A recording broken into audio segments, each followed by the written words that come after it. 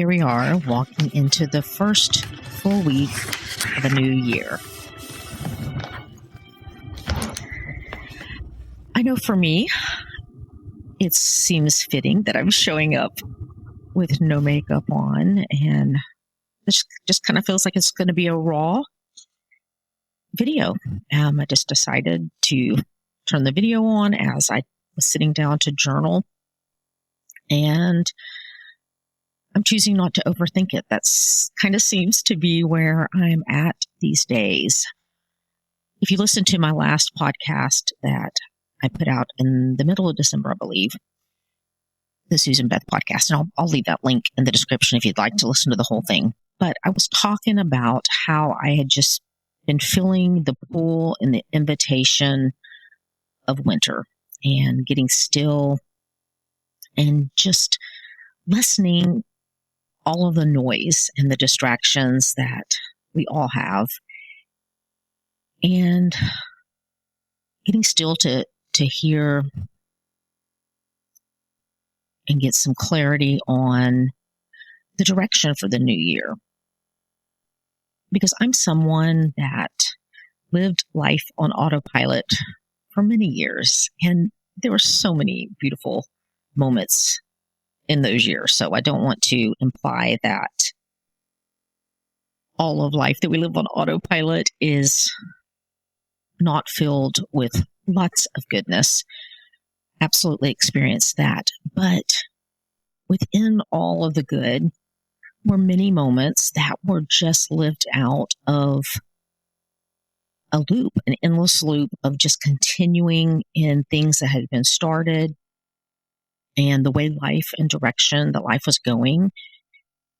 And almost like you feel like you don't have a choice to make changes. And I know just from talking to so many of you, so many people feel the same way. You feel stuck in a life that has so many great things, but yet there's something within you where you know that you're not living the life that you were designed to live, but you just don't know how to make the changes, and you don't feel like you can step out of your life to make those changes.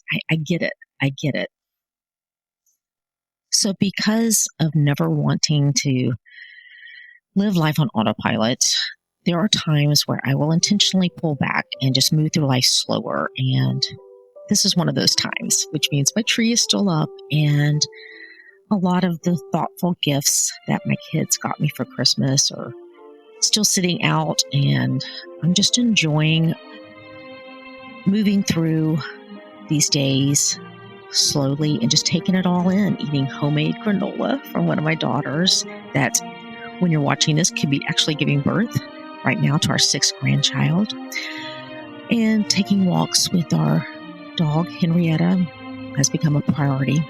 And when I'm out, I love looking up at the trees because I love noticing and witnessing all of the different things that the different seasons show us. And there's just change all around us. And it's just such a beautiful example of how, as we grow in each season, trees that reveal to us and we witness the beauty of barrenness.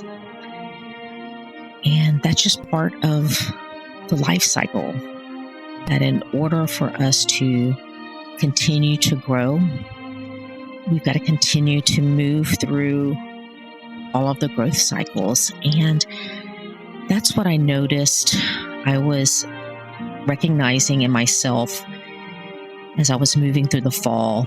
And as I was getting closer to the end of the year, I found myself dreaming about all that a new year would hold. And I found myself tightening my grip on all of the things that I had been putting my hand to, because I've enjoyed so much, and so many of the things have just been so life-giving to me the past few years that I've been doing. And I found myself clutching tightly to all of those things and almost not being willing to even ask the question if I was supposed to be continuing all these things, and that they would be something that I would need to continue in a new year. And that was a red flag for me, because I don't want to hold so tightly to my plans, because I've done that.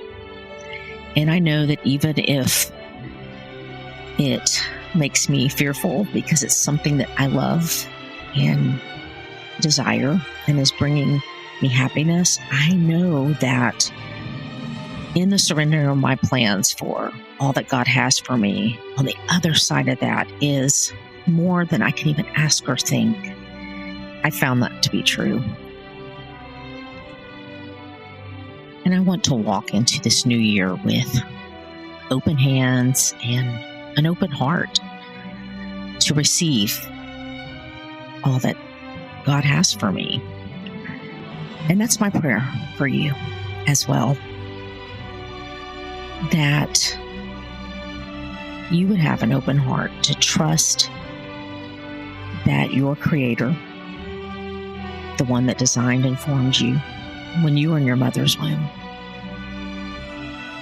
has a plan and has a purpose for all of your days. Your God wants to reveal those things to you, and it takes us getting still, slowing down, quieting all the distractions that are so easy for us to get caught up in, to hear that still small voice. And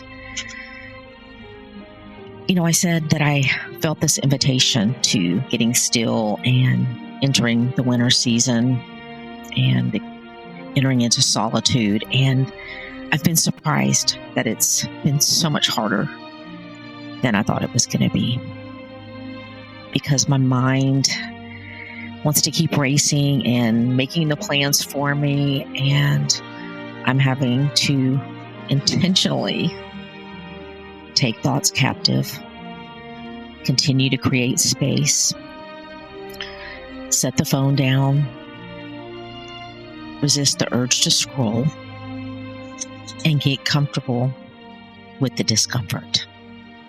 Love you guys.